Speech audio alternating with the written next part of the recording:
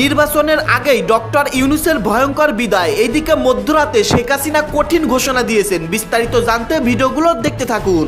আমি ইউনূসকে আহ্বান করি, আসেন আমার সাথে নির্বাচন করার যে কোনো কনস্টিটুয়েন্সিতে আসেন, দেখি কে জিতে, কাকে জনগণ ভোট দেয়। আজকে নির্বাচন দিয়েছে, কেন আওয়ামী লীগ নির্বাচন করতে পারবে না? কেন আওয়ামী লীগে ভোট দিতে পারবে না? অবশ্যই আওয়ামী লীগকে নির্বাচন করতে দিতে হবে। আমরা নির্বাচন করতে চাই। আওয়ামী লীগ ব্যতীত আপনি নির্বাচনটি অনুষ্ঠিত করবেন, এইভাবে তো হবে না। এই নির্বাচন বহির্বিশ্বে একসেপ্ট হবে না। এই চ্যালেঞ্জ যদি তিনি তারেক জিয়াকে দিতেন এই মুহূর্তে, তাহলে এটা ভিন্ন সমীকরণ হতো। তবে তিনি চ্যালেঞ্জ দিয়েছেন জনাব ডক্টর ইউনূসকে, যে ডক্টর ইউনূসের যদি সাহস থাকে, তিনি বলছেন যে যদি সাহস থাকে তাহলে আসুন আমার সাথে নির্বাচনে লড়ুন। জনগণ আপনাকে ভোট দেয় না আমাকে। এমনই এক সময়ে যখন নির্বাচনের আর মাত্র সপ্তাহ তিনেক বাকি, হঠাৎ দৃশ্যপটে আবির্ভাব ঘটল হাসিনা পুত্র সজীব ওয়াজেদ জয়। দীর্ঘ নীরবতা ভেঙে জয় স্পষ্টভাবে বলে উঠলেন, আমার মা ছাত্র জনতাকে হত্যা করেননি, আমার মা নির্দোষ। দর্শক, বাংলাদেশের নির্বাচনের প্রাক্কালে বাংলাদেশে নিয়োজিত বিভিন্ন দেশের রাষ্ট্রদূতদের যে দৌড়ঝাঁপ শুরু হয়, সেই দৌড়ঝাঁপটা এবারে স্পষ্টভাবে দেখা যাচ্ছে। আগস্ট গ্রেনেড হামলা ঘটানোর মতো জঘন্য ঘটনা 8 পাস প্রধানমন্ত্রী এবং তার সুযোগ্য কুসন্তান ইন্টার পাস হামবাজিয়া ঘটিয়েছিল। ঠিক একইভাবে সজীব ওয়াজেদ জয়ের ভাগ্যটা অনেক খারাপ। তাকেও রাজনৈতিক প্রতিপক্ষ হিসেবে পাইতে হচ্ছে ইন্টারমিডিয়েট পাস একজন হামবাচুরাকে, একজন গ্রেনেড জিয়াকে। এটা সজীব ওয়াজেদ জয়ের জন্য অত্যন্ত দুঃখের বিষয়। এখানে তো নির্বাচিত সরকার থাকার কথা। আজকে যে প্রায় 1.5 বছর একটা অনির্বাচিত সরকার আছে, কার পাপের ফল নাকি কার পুণ্যের ফল? তত্ত্বাবধায়ক সরকারের কাজ হলো একটা সুষ্ঠু নির্বাচন। আসসালামু আলাইকুম প্রিয় দর্শক, নতুন একটা ভিডিওতে সবাইকে স্বাগত। তো ইতিমধ্যে আপনারা অনেকগুলো ভিডিওর অংশবিশেষ দেখেছেন। তো দেখে নিশ্চয়ই বুঝতে পেরেছেন যে ভিডিওটা আসলে কতটা গুরুত্বপূর্ণ এবং আকর্ষণীয় হতে চলেছে।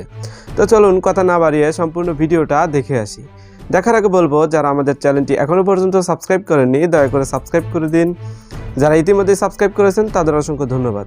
তো প্রিয় দর্শক, চলুন কথা না বাড়িয়ে একটি লাইক দিয়ে সম্পূর্ণ ভিডিওটা দেখে আসি। দেশে ফিরে রাজনৈতিক মানচিত্রটাই যেন একাই বদলে দিয়েছেন তারেক রহমান। দিন যত গড়াচ্ছিল তারেক ম্যানিয়ায়, ততই ফিকে হয়ে আসছিল আওয়ামী লীগের অস্তিত্ব।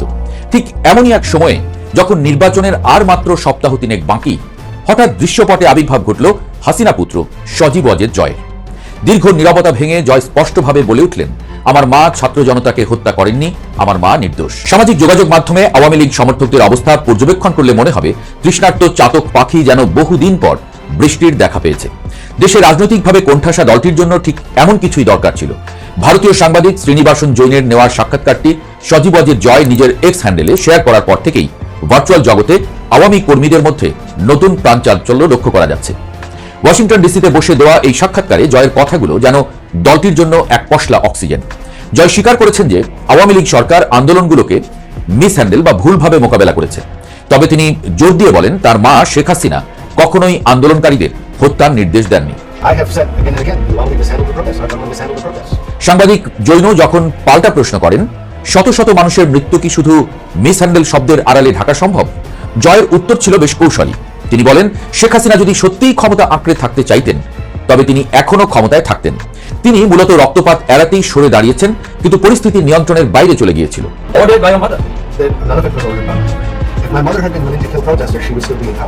2024-এর জুলাই আগস্টের গণ অভ্যুত্থানের পর থেকে দল হিসেবে আওয়ামী লীগ যে গভীর অন্ধকারের ছায়ায় চলে গিয়েছিল, জয়ের এই যুক্তিগুলো সেখানে কিছুটা হলেও প্রলেপ দেওয়ার চেষ্টা করছে।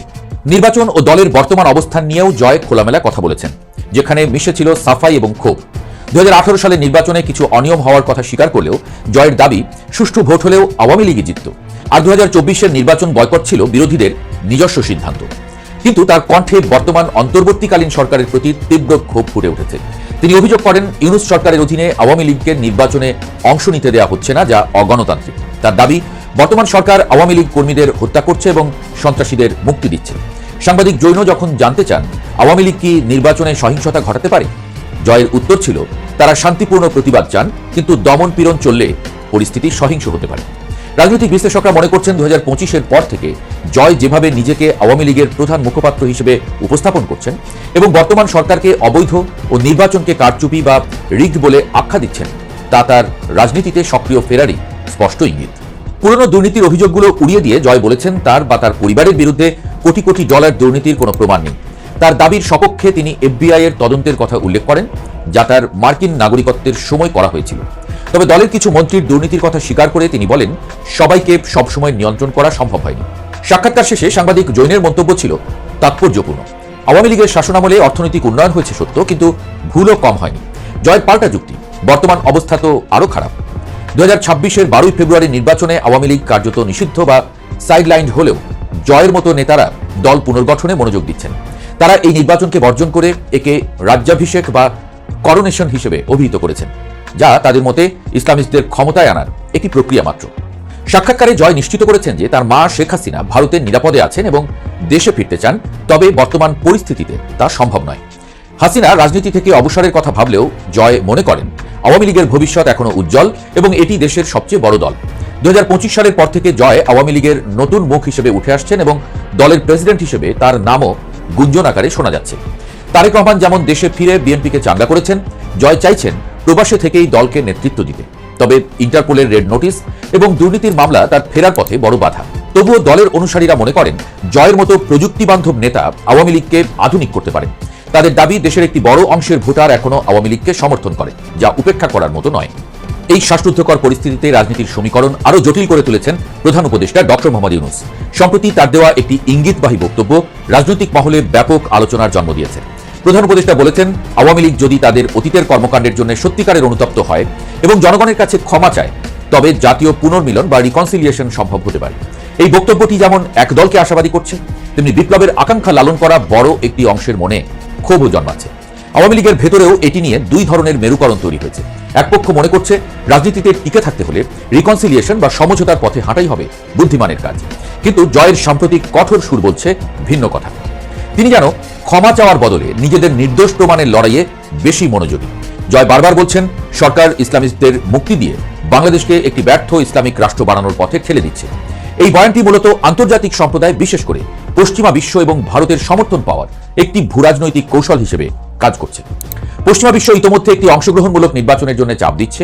এমনকি যুক্তরাষ্ট্রের কয়েকজন প্রভাবশালী লবিস্ট এবং আইনজীবী দাবি তুলেছেন যে কোনো রাজনৈতিক দলকে নিষিদ্ধ রেখে একটি স্থিতিশীল গণতন্ত্র প্রতিষ্ঠা করা যায় না।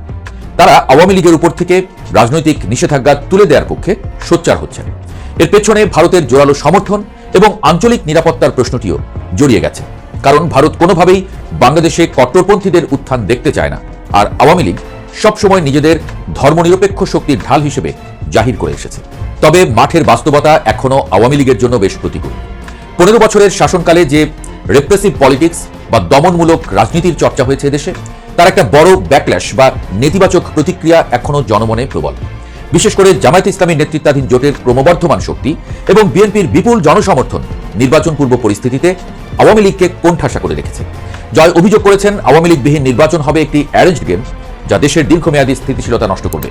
সুইং ভোটার বা যারা কোনো নির্দিষ্ট দলের কট্টর সমর্থক নয়, তারা এবার নির্বাচনের ভাগ্য নির্ধারণে বড় ভূমিকা পালন করতে পারে। কিন্তু আওয়ামী লীগ যদি তার কৃতকর্মের জন্য অনুতপ্ত হয়ে প্রধান উপদেষ্টার দেওয়া রিকনসিলিয়েশনের প্রস্তাব গ্রহণ না করে, তবে আন্তর্জাতিক চাপ থাকা সত্ত্বেও তাদের মূলধারায় ফিরে আসা কঠিন হবে। একদিকে তারেক রহমান দেশজুড়ে বিএনপিকে সুসংগঠিত করে নির্বাচনের জন্য প্রস্তুত করছেন, অন্যদিকে জয় বিদেশের মাটিতে থেকে আওয়ামী লীগের অস্তিত্ব রক্ষার লড়াই চালিয়ে যাচ্ছেন। জয় স্বপ্ন দেখছেন 2027 বা 28 সালের মধ্যে পরিস্থিতি পুরোপুরি বদলে যাবে, শেখ হাসিনার সসম্মানে দেশে ফিরবেন এবং দল আবার ক্ষমতার কেন্দ্রে আসবে। কিন্তু এই স্বপ্ন পূরণ হবে কিনা তা নির্ভর করছে অনেকগুলো যদি এবং কিন্তুর উপর। ইউনূস সরকারের পরবর্তী পদক্ষেপ, ইসলামিস্টদের উত্থান নিয়ে জনগণের ভয় এবং ভারতের প্রত্যক্ষ বা পরোক্ষ সহযোগিতা, সব মিলিয়ে বাংলাদেশের রাজনীতি এখন একটি বড় ধরনের ফ্লাক্স বা অস্থিরতার মধ্য দিয়ে যাচ্ছে। নির্বাচনের পর দেশ কি একটি স্থায়ী স্থিতিশীলতার দিকে যাবে, নাকি নতুন কোনো সংঘাতের সূচনা হবে, সেটাই এখন সময়ের সবচেয়ে বড় প্রশ্ন। তবে আপাতত জয়ের এই আবির্ভাব আওয়ামী লীগের ঝিমিয়ে পড়া কর্মীদের মনে যে আশার প্রদীপ জ্বেলেছে, তা অস্বীকার করার উপায় নেই। গভীর দুঃখ ভরাক্রান্ত মন নিয়ে আপনাদের সামনে হাজির হয়েছে। বাংলাদেশে নির্বাচন যত দ্রুত ঘনিয়ে আসছে, ঠিক তত দ্রুত বাংলাদেশের আকাশে কালো ছায়া ঢেকে নিচ্ছে, অর্থাৎ বাংলাদেশের আকাশ কালো ছায়ায় ঢেকে যাচ্ছে। সুদখোর ইউনূস ক্ষমতাকে দীর্ঘায়িত করার জন্য যে ধরনের ষড়যন্ত্রের ফাঁদে পা দিয়েছে, যে ধরনের ষড়যন্ত্র করছে, এই ষড়যন্ত্রের ফলে পুরো বাঙালি জাতি বাকি দিন, বাকি সময় কিংবা যতদিন বেঁচে থাকবে ততদিন তাদেরকে ভুগতে হবে। বাংলাদেশের বর্তমান বাস্তবতায় বিএনপির আশেপাশে অন্য কোনো রাজনৈতিক দল নেই। যেহেতু বাংলাদেশ আওয়ামী লীগ রাজনৈতিকভাবে অনুপস্থিত, তাদেরকে নিবন্ধন স্থগিত করে রাখা হয়েছে, দল হিসেবে তারা কোনো রাজনৈতিক কর্মযজ্ঞে অংশ নিতে পারছে না। সেই জায়গায় বিএনপি ক্ষমতায় আসার সব থেকে বেশি সম্ভাবনা আছে। এই মুহূর্তে জামাত খুব চমৎকারভাবে বুঝে গেছে বাংলাদেশের মানুষ জামাতকে কখনোই ভোট দেবে না। একটা মৌলবাদী শক্তিকে কখনো মুক্তিযুদ্ধের মাধ্যমে অর্জিত বাংলাদেশে ক্ষমতায় আসতে দেওয়া হবে না। বাংলাদেশের সকল পর্যায়ের মানুষ এটা ভেবেই নিয়েছে এবং জামাত খুব ভালোভাবে টের পাচ্ছে তাদেরকে বাংলাদেশের মানুষ ঘৃণা ভরে প্রত্যাখ্যান করেছে। এবং জামাতের যে জোট, এনসিপির নেতারা বিভিন্ন জায়গায় নির্বাচনী প্রচারণার জন্য গেলে তাদেরকে কটূক্তি করা হচ্ছে, তাদেরকে গালমন্দ করা হচ্ছে, তাদেরকে বলা হচ্ছে আগেই তো ভালো ছিলেন, কেন রাজাকারদের সাথে জোট করলেন, কেন যুদ্ধাপরাধীদের সাথে জোট করলেন, কেন ইসলামের অনুভূতিকে ব্যবহার করে আমাদের মা বোনদের ধর্ষকদের সাথে জোট করলেন। এ ধরনের অসংখ্য কথা আমরা শুনতে পাচ্ছি, গণমাধ্যমগুলোতে আসছে, সামাজিক যোগাযোগ মাধ্যমে ভাইরাল হচ্ছে। দিন শেষে জামাত বুঝে ফেলেছে তাদের বাংলাদেশের রাষ্ট্র ক্ষমতায় আসা আর হবে না। স্বাধীনতার পর এই প্রথমবার জামাত রাষ্ট্রের সর্বোচ্চ ক্ষমতা ভোগ করতেছে সুদখোর ইউনূসকে সামনে রেখে। সুদখোর ইউনূস সামনে থেকে জামাতকে সব ধরনের সহায়তা করছে এবং বাংলাদেশের প্রশাসনের মধ্যে জামাতের একটা বিশাল নিয়ন্ত্রণ আছে, বাংলাদেশের শিক্ষা প্রতিষ্ঠানগুলোর নিয়ন্ত্রণ আছে। এই অবস্থায় জামাত কোনোভাবে চাচ্ছে না বাংলাদেশে একটা নির্বাচন হোক, সেটা সুষ্ঠু কিংবা অস্বাভাবিক প্রক্রিয়া। জামাত চাইছে না কোনোভাবে বাংলাদেশে একটা নির্বাচন হোক। সেই জন্য তারা পরিকল্পিতভাবে তাদের যে মিত্র বন্ধু রাষ্ট্র তুর্কি, আফগানিস্তান, পাকিস্তান, এই দেশগুলা থেকে একদম স্পেশাল প্রশিক্ষণপ্রাপ্ত জঙ্গিরা তাবলিগ জামাতের নাম করে তাবলিগ জামাতের কথা বলে বাংলাদেশে অলরেডি প্রবেশ করেছে এবং বাংলাদেশের তিনটা অঞ্চলে তারা অবস্থান করছে। প্রথমত ঢাকা, দ্বিতীয়ত রাজশাহী এবং তৃতীয়ত চট্টগ্রাম অঞ্চল। কেউ আবার গাঁজাখুরি কথা মনে করেন না, প্রত্যেকটা তথ্য কিন্তু গোয়েন্দা মারফতে পাওয়া। এবং এই জঙ্গিরা যারা বাংলাদেশে প্রবেশ করেছে তারা আগামী নির্বাচনকে সামনে রেখে বাংলাদেশে অস্বাভাবিক পরিবেশ সৃষ্টি করার জন্য, বাংলাদেশকে অস্থিতিশীল করবার জন্য তারা সুপরিকল্পিতভাবে বাংলাদেশের বিভিন্ন জায়গায় জঙ্গি হামলা চালাবে। এর মধ্যে রয়েছে একাধিক শিক্ষা প্রতিষ্ঠান, বিশ্ববিদ্যালয়, স্কুল, কলেজ, মসজিদ। বিশেষ করে বাংলাদেশের মানুষের ধর্মীয় অনুভূতিতে আঘাত লাগবার জন্য 2-4টা বাইতুল মুকাররমের মতো মসজিদে হামলা চালাইলে আমার মনে হয় না বাংলাদেশ নির্বাচন কোনোভাবে সম্পন্ন হবে। বুঝতে পারছেন ষড়যন্ত্রটা ঠিক কোথায়? পাকিস্তান, আফগানিস্তান এবং তুর্কি থেকে একাধিক প্রশিক্ষণপ্রাপ্ত জঙ্গি বাংলাদেশে প্রবেশ করেছে। আর বাংলাদেশ পুলিশের লুট হয়ে যাওয়া অস্ত্র, পাকিস্তান, তুর্কি থেকে আসা অস্ত্র, সবকিছুর সমন্বয়ে একটা মেসিস জঙ্গি হামলা বাংলাদেশে চালাবে। যার কারণেই গতকাল রাতে ভারতবর্ষ হঠাৎ করে তড়িৎ সিদ্ধান্তের মধ্য দিয়ে বাংলাদেশে অবস্থিত ভারতীয় কূটনৈতিকদের যে পরিবার আছে তাদের সবাইকে বাংলাদেশ থেকে প্রত্যাহার করেছে। যতটুকু শুনতে পাচ্ছি আজকের মধ্যে তারা অলরেডি ভারতে চলে গিয়েছে। বাংলাদেশে এই মুহূর্তে ভারতীয় কূটনৈতিকদের কোনো পরিবার অবস্থান করছেন, এমনকি ভারতের কূটনৈতিক যারা আছেন প্রথম সারির তারাও এই মুহূর্তে ভারতীয় দূতাবাসে নাই। কি বুঝতেছেন বাংলাদেশে কি হবে? ভারত তড়িৎ সিদ্ধান্তের মধ্য দিয়ে তাদের কূটনৈতিকদেরকে বাংলাদেশ থেকে সরিয়ে নিয়েছে। অনেকেই ভাবতে পারেন ভারত হয়তো হামলা চালাবে, অনেকেই ভাবতে পারেন ভারত হয়তো আগ্রাসন চালাবে। এমনটা ভাবার কারণ নাই, কারণ ভারত জানে, ভারতীয় গোয়েন্দা সংস্থার কাছে সঠিক তথ্য আছে, বাংলাদেশে যে কোনো সময় একটা মেসিস জঙ্গি হামলা হবে এবং সেই হামলাগুলো ভারতীয় দূতাবাসে হতে পারে, মার্কিন দূতাবাসে হতে পারে, সেই হামলাগুলো অন্য কোনো দূতাবাসে হতে পারে যে কোনো জায়গায়। কারণ বাংলাদেশ নির্বাচন ঠেকানোর জন্য যা যা ষড়যন্ত্র করা দরকার সবকিছু করতেছে জামাত এবং জামাতের বন্ধু রাষ্ট্র পাকিস্তান, তুর্কি, আফগানিস্তান। নির্বাচন হতে দেওয়া যাবে না কোনোভাবে না। বাংলাদেশ আওয়ামী লীগ নির্বাচন অংশ নিচ্ছে না, এটা নিয়ে কোনো মাথা ব্যথা আমার এই মুহূর্তে নাই। কিন্তু বিএনপি ভাবছে তারা নির্বাচনের মধ্য দিয়ে অলরেডি ক্ষমতায় চলে আসছে, কিন্তু জামাত এই যে ভয়ঙ্কর ষড়যন্ত্র করছে, এরপরেও বিএনপি জামাতের পদলেহন করছে, এরপরেও বিএনপি ইউনূসের চুষতেছে। এটা বিএনপির পক্ষ থেকে আসলে কোনোভাবে মানার মতো না। তার একটি বাংলাদেশে এসে কি বলছেন কি করছেন আসলে বুঝতে পারছি না। নির্বাচন বাংলাদেশে হচ্ছে না, যেটুকু সম্ভাবনা নির্বাচন হওয়ার মতো ছিল ওইটুকু সম্ভাবনা এই মুহূর্তে নাই। কারণ যদি জঙ্গি হামলা বাংলাদেশে হয় এবং বিশ্বের বিভিন্ন দেশের দূতাবাস যদি আক্রান্ত হয়, আপনারা ভাবতে পারেন বাংলাদেশ কূটনৈতিকভাবে ঠিক কোথায় গিয়ে পৌঁছাবে। বাংলাদেশের কূটনৈতিক অবস্থান বিশ্বে অলরেডি জঙ্গি তৎপর রাষ্ট্রের দিকে ধাবিত হয়েছে। যদি কোনো কারণে হামলা হয় তাহলে ভাবতে পারেন বাংলাদেশ ঠিক কোথায় যাবে। বাংলাদেশ হবে একটা ব্যর্থ রাষ্ট্র। আমার পরিচিত নিকটাত্মীয় যারা আছেন সবাইকে আহ্বান জানাচ্ছি যত দ্রুত সম্ভব যে কোনো ভিসায় বাংলাদেশ ছেড়ে চলে যান। এই বাংলাদেশে আপনারা কেউ বাস করতে পারবেন না, কারণ বাংলাদেশের অবস্থা খুবই জঘন্য। বাংলাদেশে যে কোনো সময় জঙ্গি হামলা হতে পারে, এতে প্রাণ হারতে পারে আপনার পরিবারের নিকটাত্মীয় কিংবা আপনার বন্ধু বান্ধব, যে কেউ যে কোনো সময় যে কোনো জায়গায় যে কোনো ভিড়ের মধ্যে এরকম হামলা হবার একটা প্রকট সম্ভাবনা আছে। গোয়েন্দারা সে কথাই বলছে। এখন দেখা যাক আসলে বাংলাদেশের বর্তমান অন্তর্বর্তীকালীন সরকার এগুলা কেন ফ্লাশ করতেছে না, তারা কোনো আদৌ পদক্ষেপ নিচ্ছে কিনা এগুলো পরের বিষয়। কিন্তু জঙ্গি হামলা যে হবে এটা মোটামুটি নিশ্চিতভাবে বলে দেওয়া যায়। যার কারণেই ভারতীয় গোয়েন্দা সংস্থার প্রতিবেদনের ভিত্তিতে ভারতবর্ষ তাদের সকল কূটনৈতিকদের পরিবারকে বাংলাদেশ থেকে সরিয়ে নিয়েছে। হয়তো পরবর্তীতে ইউএস এম্বাসি, ইউকে এম্বাসি সবাই তাদের পরিবারকে, তাদের কূটনৈতিকদেরকে বাংলাদেশ থেকে প্রত্যাহার করবে। কূটনৈতিকভাবে বাংলাদেশ হয়ে পড়বে ব্যর্থ একটা রাষ্ট্র এবং এই রাষ্ট্রে খুব শীঘ্রই একটা দুর্ভিক্ষ দেখা দিচ্ছে। ভারত যদি তাদের এয়ার স্পেস বন্ধ করে দেয়, ভারত যদি সব ধরনের বাণিজ্যিক সম্পর্ক প্রত্যাখ্যান করে, সেক্ষেত্রে বাংলাদেশ আর কখনোই ঘুরে দাঁড়াতে পারবে না। বাংলাদেশের দুর্ভিক্ষ অতি নিকটে, এটা পৃথিবীর কোনো শক্তি আটকাইতে পারবে না। কারণ বাংলাদেশের অর্থনৈতিক যে প্রেক্ষাপট বর্তমানে, এই প্রেক্ষাপটে দাঁড়িয়ে বাংলাদেশ সরকার দুর্ভিক্ষ মোকাবেলা করার মতো সামর্থ্য রাখে না। এটা ধ্রুব সত্য, এটাই বাস্তব সত্য এবং এটা আপনাদের সবাইকে মানতে হবে। সো সিদ্ধান্ত আপনাদের, আপনারা বাংলাদেশে থাকবেন কিনা, বাংলাদেশ ত্যাগ করবেন কিনা, কিংবা এই সুদখোর ইউনূসকে অবৈধ সরকারকে লাথি উস্টা মেরে বাংলাদেশ থেকে তাড়াবেন কিনা। আর বাংলাদেশের মাটি থেকে যতদিন না পর্যন্ত জামায়াত ইসলামের আইডিওলজিকে ধ্বংস করা যায়, বাংলাদেশ থেকে যতদিন না পর্যন্ত পাকিস্তানের নিয়ন্ত্রণ উচ্ছেদ করা যায়, ততদিন পর্যন্ত বাংলাদেশ কখনোই আর স্থিতিশীল হবে না। বাংলাদেশ কখনোই আর স্বাভাবিক রাজনৈতিক প্রক্রিয়ার মধ্য দিয়ে যাইতে পারবে না। এটা মানতে হবে। সবশেষে এটাই বলবো, যারা ভাবছেন ভারত আগ্রাসন চালাবে, এটা সম্পূর্ণরূপে ভুল ধারণা। ভারত কখনো বাংলাদেশে আগ্রাসন চালাবে না। আর ভারত এখন পর্যন্ত তাদের বাণিজ্য চালু রেখেছে শুধুমাত্র তাদের সেভেন সিস্টার্স যেন এই অসভ্য ইতর বদমাইশ বাঙালি খাদ্য না পেয়ে ভারতের সেভেন সিস্টার্স অঞ্চলবর্তী যে বাংলাদেশের সীমান্তবর্তী এলাকাগুলো আছে, সেসব এলাকার যে সীমান্ত আছে, সেসব সীমান্তে যেন বাঙালি অসভ্য ইতর বাঙালি গিয়ে ভিড় না জমাতে পারে, স্মাগলিং না করতে পারে, কিংবা অনুপ্রবেশ ঘটাতে না পারে, সেই জায়গা থেকে ভারত এখন পর্যন্ত এত কিছুর পরও বাণিজ্য চালু রেখেছে, আমদানি রপ্তানি অব্যাহত রেখেছে। অন্যদের ভারত আরো আগে বন্ধ করে দিত। শুনতে পাচ্ছি 31 তারিখ থেকে এয়ার স্পেস বন্ধ করে দেওয়া হবে। পাকিস্তানের সাথে বাংলাদেশ সরাসরি ফ্লাইট চালু করেছে, এটা একটা বিষয় হতে পারে। দেখা যাক, অনেকগুলো ঘটনা ঘটছে। তবে বাংলাদেশের মানুষ যারা বাংলাদেশে থাকছেন, আপনারা সবাই সাবধান থাকেন, নিরাপদে থাকেন, কারণ বাংলাদেশে একটা হামলা হবে এবং এই জঙ্গি হামলার মধ্যে দিয়ে বাংলাদেশের নির্বাচন পিছিয়ে যাবে। এটাই তাদের মূল লক্ষ্য এবং পরিকল্পনা। ভালো থাকবেন। দর্শক, বাংলাদেশের নির্বাচনের প্রাক্কালে বাংলাদেশে নিয়োজিত বিভিন্ন দেশের রাষ্ট্রদূতদের যে দৌড়ঝাঁপ শুরু হয়, সেই দৌড়ঝাঁপটা এবারে স্পষ্টভাবে দেখা যাচ্ছে। শুধুমাত্র কি তারা দেশের মধ্যেই দৌড়ঝাঁপে ব্যস্ত রয়েছেন? মার্কিন রাষ্ট্রদূত দেখা যাচ্ছে যে দেশের মধ্যে প্রচণ্ড দৌড়ঝাঁপ করছেন। আজকে প্রধান বিচারপতির সঙ্গেও দেখা করেছেন। এরই মাঝে একটা চাঞ্চল্যকর ব্যাপার তৈরি হয়েছে, সেটা হচ্ছে ব্রিটিশ হাই কমিশনার তিনি উড়ে গেছেন দিল্লিতে। বাংলাদেশে নিযুক্ত ব্রিটিশ হাই কমিশনার দিল্লিতে কেন গেলেন? দিল্লিতে তার কি কাজ? বাংলাদেশের নির্বাচন এবং নির্বাচনকালীন ভাবনা, সেই ক্ষেত্রে আমেরিকা, ব্রিটেন সহ বিভিন্ন দেশের যে এখনও দৌড়ঝাঁপ চলছে ইনক্লুসিভ নির্বাচনের জন্য, সেটার কি একটা আভাস পাওয়া যায় এই ঘটনার মাধ্যমে? এই ঘটনাটাকে যখন আলোচনায় আনা হচ্ছে, আল জাজিরা সাংবাদিক জুলকারনাইন শাহের এটা নিয়ে আবার নানা ধরনের সন্দেহ প্রকাশ করেছেন, ফেসবুকে পোস্ট দিয়েছেন। সারা কুক, ব্রিটিশ হাই কমিশনার, তিনি 2 জন অন্তত সফর সঙ্গী নিয়ে দিল্লি সফর করছেন। দিল্লি সফরে কার কার সঙ্গে মিটিং হচ্ছে?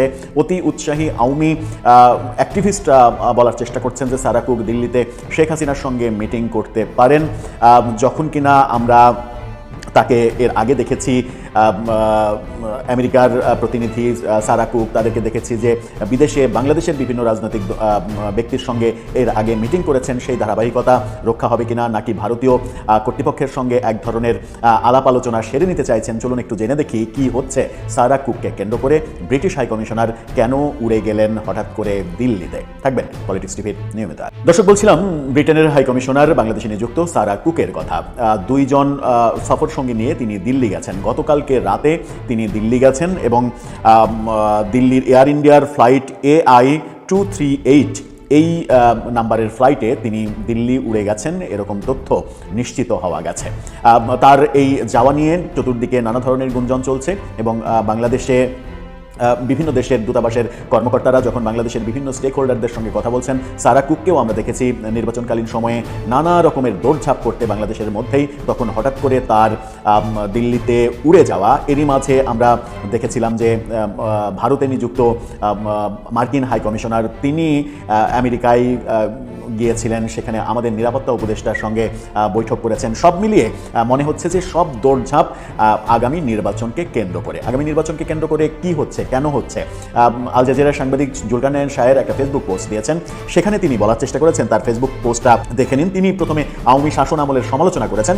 তিনি এইভাবে বলছেন যে আওয়ামী শাসন আমলে তামাশার নির্বাচনের আগে স্বৈরাচারের মন্ত্রীরা দিল্লি ছুটে যেত, এখন একই প্রবণতা দেখা দিয়েছে বাংলাদেশে নিযুক্ত বিদেশি কূটনীতিকদের মাঝে। অর্থাৎ আওয়ামী লীগের মন্ত্রীদের সঙ্গে বিদেশি কূটনীতিকদের তিনি তুলনা করছেন। সেখানে তিনি বলছেন যে গত রাতে, অর্থাৎ গতকালকে রাতে British high commissioner Sarah Cooke, তার হাই কমিশনের ফার্স্ট সেক্রেটারি ও আরও একজন কূটনীতিক এয়ার ইন্ডিয়ার ফ্লাইট AI-238 এ দিল্লির উদ্দেশ্যে ঢাকা ত্যাগ করেছেন রাত 9:50 সেটা তিনি বলছেন। রাত 9:50 ফ্লাইটে তিনি দিল্লি উড়ে গেছেন। তিনি আরও বলছেন, আসন্ন জাতীয় নির্বাচনের মাত্র কয়েক সপ্তাহ আগে কোন প্রয়োজনে তাদের ভারত যেতে হলো এবং সেখানে তারা কাদের সঙ্গে সাক্ষাৎ করেছেন, স্বচ্ছতার কারণে সেসব প্রকাশ করা গুরুত্বপূর্ণ।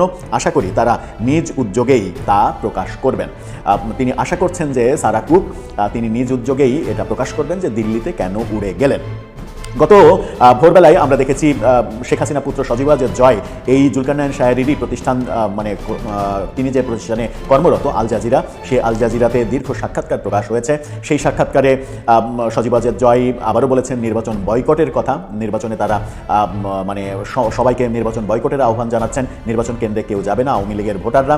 সেরকম মুহূর্তে সেই দাবি যখন আওয়ামী লীগের পক্ষ থেকে জোরালো হচ্ছে, তখন এই আলোচনাটা এবং জুলকারনাইন শাহের এই পোস্টেও একটা ইঙ্গিত স্পষ্ট যে সারা কুক সামহাউ বাংলাদেশে ইনক্লুসিভ নির্বাচনের ব্যাপারে এখনও দৌড়ঝাঁপ করছেন। আমরা দৌড়ঝাঁপ দেখছি মার্কিন যে হাই কমিশনার, তারও দৌড়ঝাঁপ দেখছি বাংলাদেশে, কিন্তু বাংলাদেশের অভ্যন্তরে দৌড়ঝাঁপ একটা ব্যাপার আর দিল্লিতে উড়ে যাওয়া আর একটা ব্যাপার। দিল্লিতে উড়ে গেলেন কেন, সেই প্রশ্নের উত্তরটা এখনই পাওয়া সম্ভব নয়। অনেকেই দাবি করছেন যে দিল্লিতে তিনি হয়তো শেখ হাসিনা হাসিনার সঙ্গে দেখা করবেন। কিন্তু এতটাই কি সহজ হবে দিল্লিতে ভারতের আশ্রয়ে থাকা ক্ষমতাচ্যুত, তাও আবার বাংলাদেশের আদালতে সাজাপ্রাপ্ত একজন, মৃত্যুদণ্ডপ্রাপ্ত একজন আসামির সঙ্গে ফরমালি দেখা করা, নাকি ব্যাপারটা গোপনেই হবে?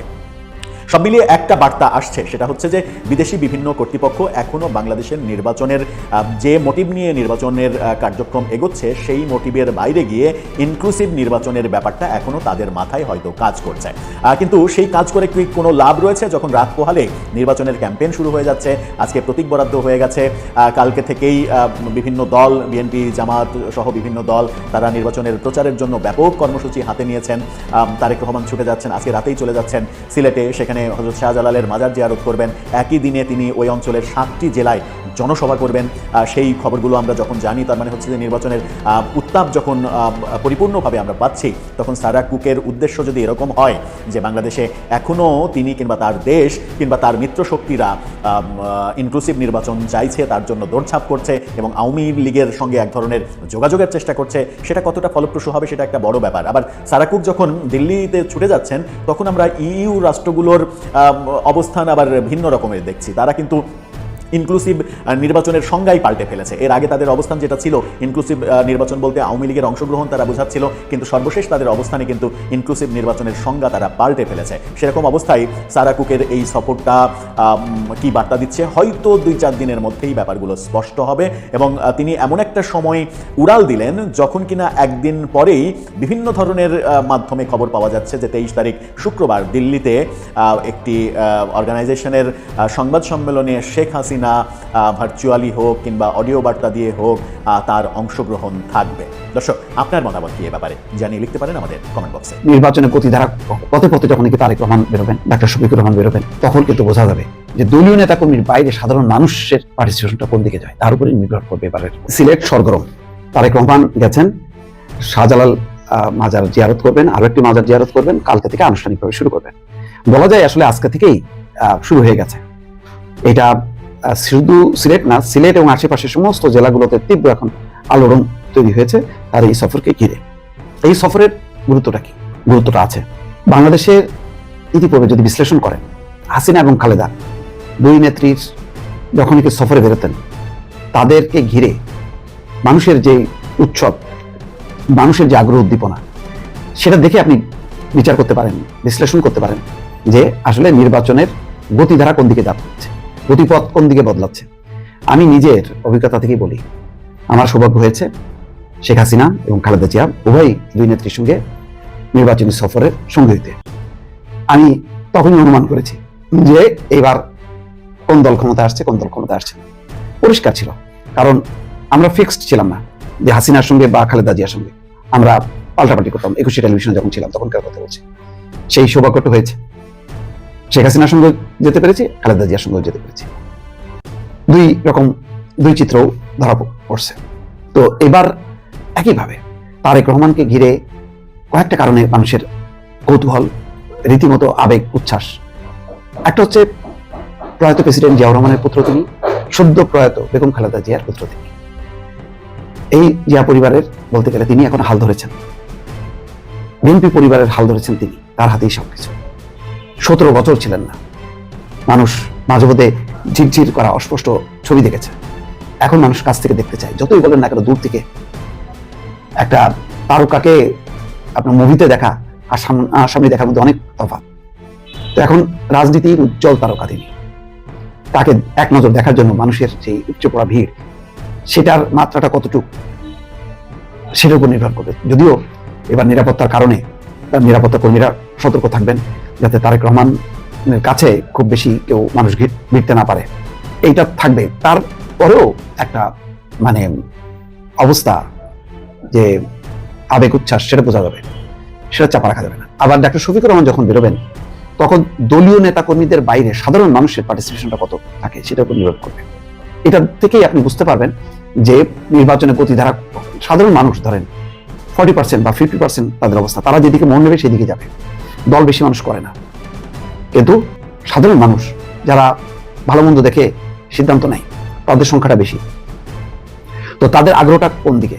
পথে পথে যখন কি তারেক রহমান বেরোবেন, ডাক্তার শফিকুর রহমান বেরোবেন, তখন কিন্তু বোঝা যাবে যে কোন দিকে আবেগ উচ্ছ্বাস। আপনি যতই তৎপরতা চালান না কেন, সাংগঠনিক তৎপরতা চালান না কেন, কর্মী দিয়ে আপনার নির্বাচনী কাজগুলি করেন না কেন, আসলে ওইটা কেউ মানে ফুটে বলবে না যে আমি কোন মার্কে ভোট দেবো, কোন দিকে আমি যাব।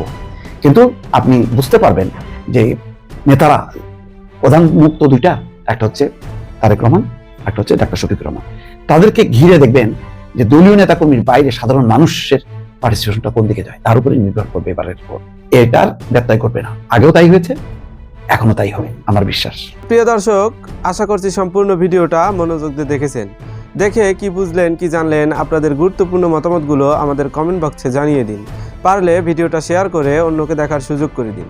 আবারও বলছি, যারা আমাদের চ্যানেলটি এখনও পর্যন্ত সাবস্ক্রাইব করেননি দয়া করে সাবস্ক্রাইব করে দিন। যারা ইতিমধ্যেই করে দিয়েছেন তাদের অসংখ্য ধন্যবাদ। তো প্রিয় দর্শক, আজকের মতো এ পর্যন্তই। দেখা হবে পরবর্তী কোনো নিউজে। ততক্ষণ সবাই ভালো থাকবেন, সুস্থ থাকবেন। আল্লাহ হাফিজ।